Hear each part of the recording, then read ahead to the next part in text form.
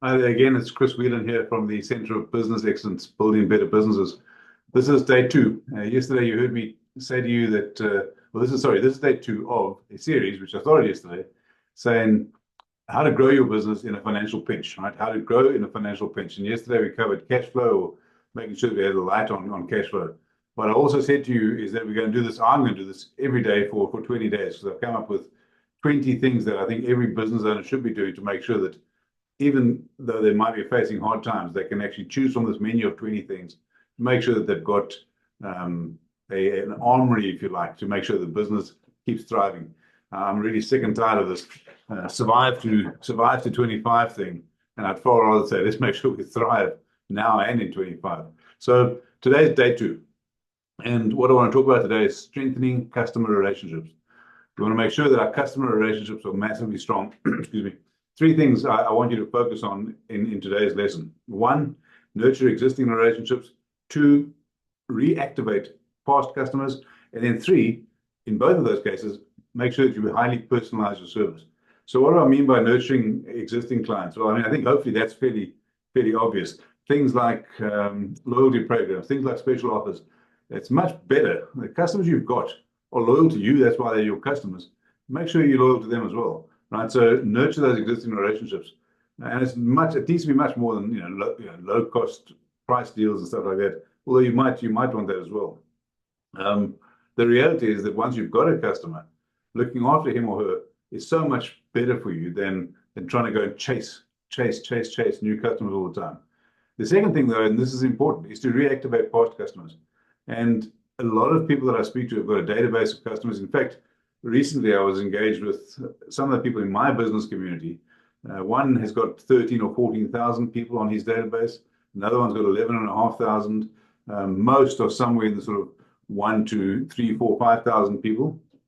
And the reality is that in all of their cases, when they write to their database, and they do it regularly, so that's the first point, they do it regularly. But when they write to the database with a special offer, with something they want to get across, people know about them, right? They're in regular communication. And even though they're not all customers, and those 14,000 that I mentioned, 13, 14,000 aren't all customers, they're past customers, it's very, very helpful to invite them in and say, hey, listen, we're doing a special evening on X, Y, or Z, or, if you come in and you want something, this is how we can do it.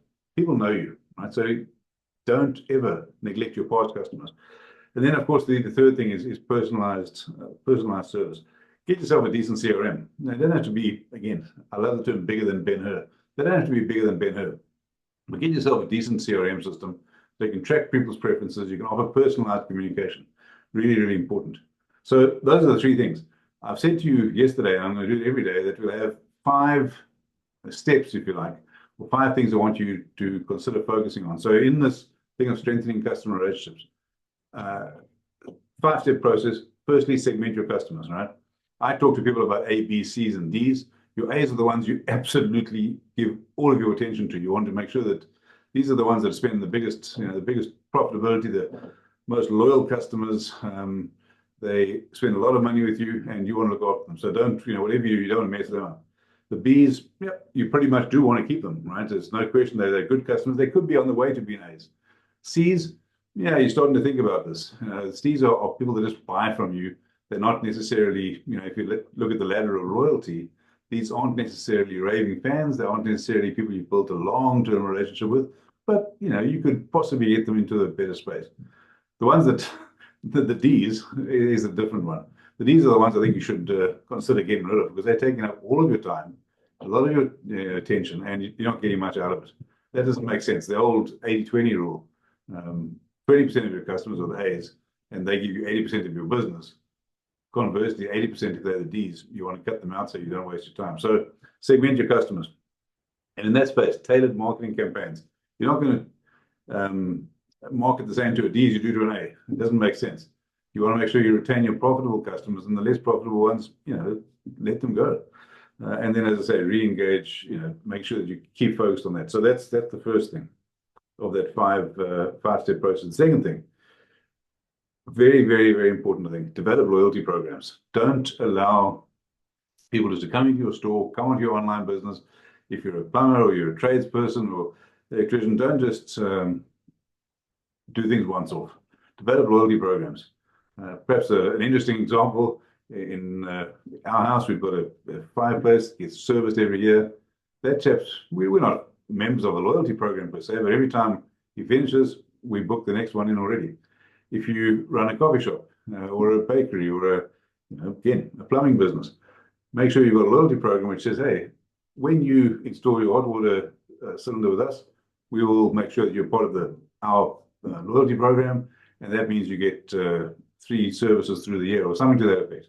Whatever it is, that's a hook that brings people into to keep that loyalty. So you design some kind of incentives, and then of course, very, very importantly, track how those incentives are working. Track the sales of your loyal customers. You'll hear me say this again and again and again. Testing and measuring, giving yourself good data means you know which way to go, right? So point 1, segment. Point 2, develop loyalty programs. Point 3, and we've kind of touched on this, personalize your communication. Not just a generic, bam, this is what we do for everyone. If you've got those A, Bs, and Cs and Ds, you want to make sure that your communication is different to each of them. Imagine someone comes to your house and all you do is you greet every single person exactly the same. Well, I don't know if you've got your mates that are all exactly the same. I've never seen that. You want to have a situation where each customer is a different and unique person to you. So make sure your comms is personalized to them. And again, you can test that out. You can ask what works. Ask your customers, what did you get out of that? What did you get out of this? What worked better for you? And when you get their responses, update your CRM and personalize the communications from it. In fact, as a bit of an aside, if you are one of my loyal and ongoing customers, or if you read these regularly, tell me what works for you. What is the best thing that you want out of it? How can I improve it? Drop me an email, right? So I can make sure you get the best value out of these conversations as well. So that's number 3. Number 4 is gathering feedback, which I suppose I've just done a little bit of it now. But ask for feedback on your products. Ask for feedback on your services. The old thing of a person runs a restaurant, maybe someone has a meal which doesn't quite meet the standard, and they walk out the door. They don't say a word. The restaurateur can never improve. They can never correct the problem. They probably lost that customer and probably lost a whole bunch of others.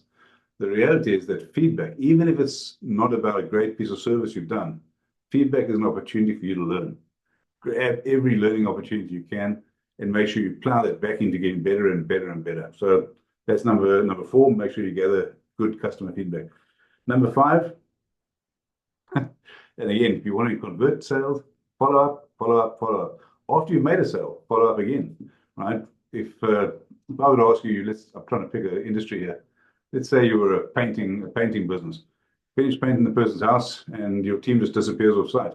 And then the customer gets an invoice. If that's the end of your process, I think you need to think about how you can improve that. It's far better to follow up with some kind of, hey, Mr. and Mrs. Jones, Mr. and Mrs. Smith, how was that for you? What was your experience like at our service? How satisfied are you? And then do it again in a month's time. How's things going with the house? You've just had it painted. How are you feeling about it? And tap into that. Right? Make sure, whatever your process is, make sure you have a follow-up process, because doing that builds loyalty, it builds trust, and of course you want to stay in great relationships with all of your customers. So those 5 things, I've covered them: segment, develop loyalty programs, personalize your communication, gather feedback, and what was the 5th one? Hey, follow up, just said that. In all seriousness, hope this helps. I will see you tomorrow. And again, as I said to you yesterday, if each of these 20 aren't all for you, and you know other people that do need them, let's make sure that we together build this business community, and so that we don't just bounce back, or we don't just survive to 2025, we actually bounce back, and we bounce back strong. Have a brilliant day. All the best. Cheers.